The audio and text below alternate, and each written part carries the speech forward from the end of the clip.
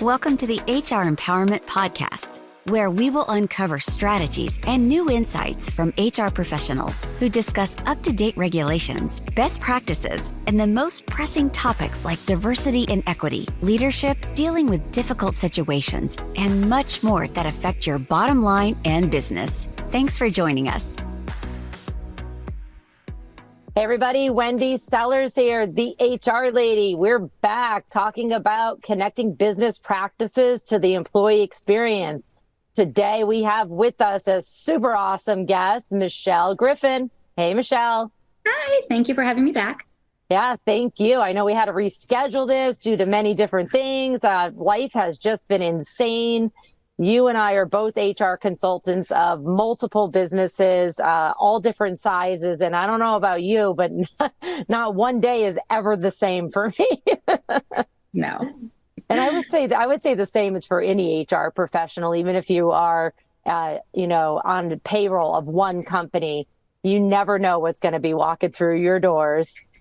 What I want to talk about to help these HR people or people with the HR hat on, right, is going above even the internal marketing part of saying, hey, rah, rah, we're great. But let's really say, you started talking about it, and then JC mentioned about company values. And let's make sure that we're hiring candidates that match our company values. And then you wouldn't maybe need Michelle or I to fix all the problems. What are your thoughts? Yeah, and it's definitely important because there's a lot of research that's being done on millennials and now the next generation and Gen Zers coming in about how they're specifically looking for companies that align with their values, and they will leave if they don't. So it's very costly from a turnover perspective and even retaining talent for business purposes when you either don't have values, you haven't defined your values, or you're changing or shifting or pivoting and you're not redefining them at that point either.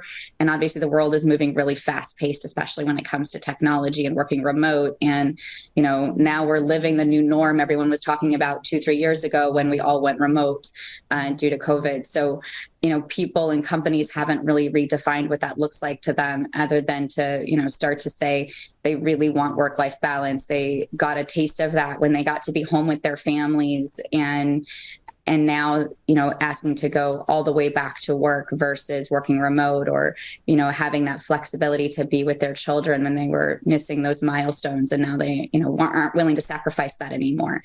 Right. So personal values and aligning those with the company values is extraordinarily important, but also just companies need to be human when it comes to treating their employees and actually seeing them for people and the purpose of them and what they're going to bring to the company when they bring those values and that purpose with them to the organization, because individuals are going to change and mold what those values might look like over time, the bigger you get or the more you get. So the value structure of the leadership team might not be the value structure of the entire organization when you look at it as a whole.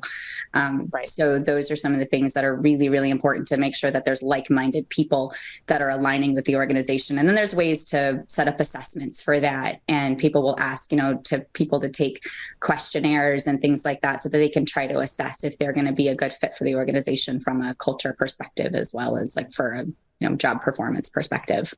Yeah. And I would like to say, and I think you probably have a lot more to say on this, Michelle, is, making sure if you are doing any kind of surveys or assessments for, and I hate this word, cultural fit, that these assessments are valid and reliable, right? So don't just be whipping up an assessment yourself on a Google sheet and saying, oh, this is what I'm going to start assessing these candidates on. And you're going to get yourself in some hot discriminatory water there, right? Yeah, I was going to say legally, both legally and ethically, you shouldn't. And yeah, there's definitely rules and regulations about making sure that the assessments are valid and fair and necessary.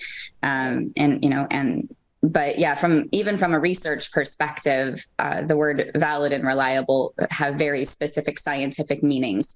And there are professionals out there that can customize those and to make those specifically for organizations. So you don't have to really go it alone or even find something that's going to be like, what about my specific culture? There's ways to make valid measurements for yourself if you needed to. Yeah.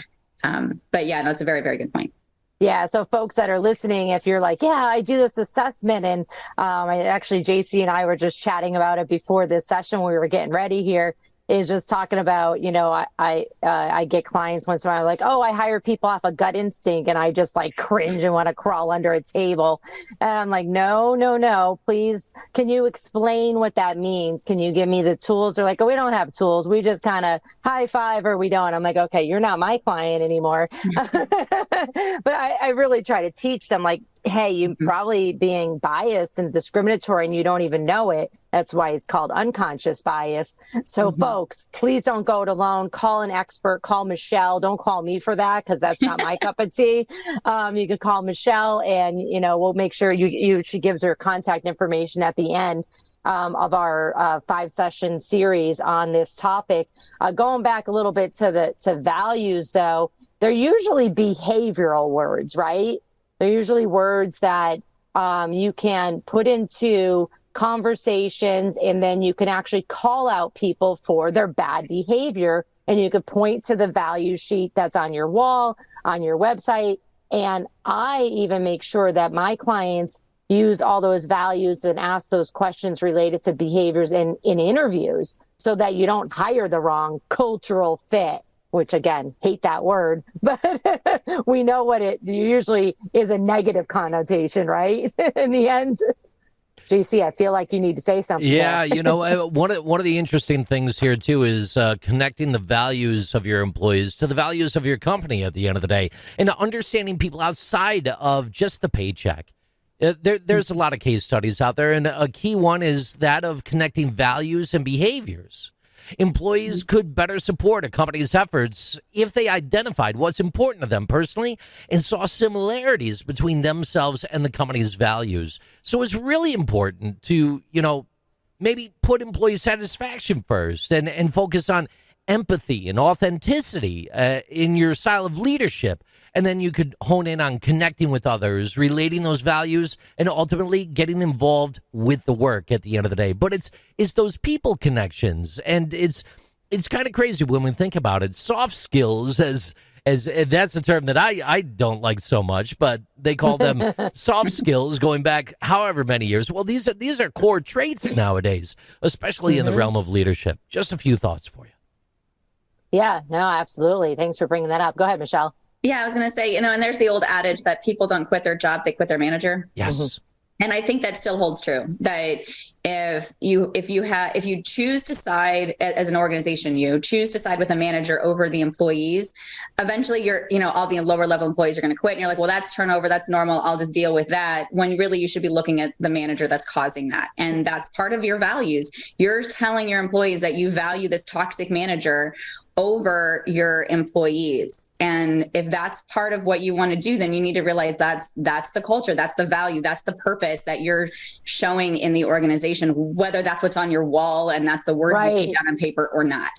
And that's definitely having to walk the talk of how are you going to, as an organization and an HR manager, how are you going to handle those toxic managers and those negative situations when it comes to, really the day to day and what kind of impact that's having on the organization and that department. I know exactly how you do it. You hire an HR consultant and you bring them in so they can fire everybody, right? No.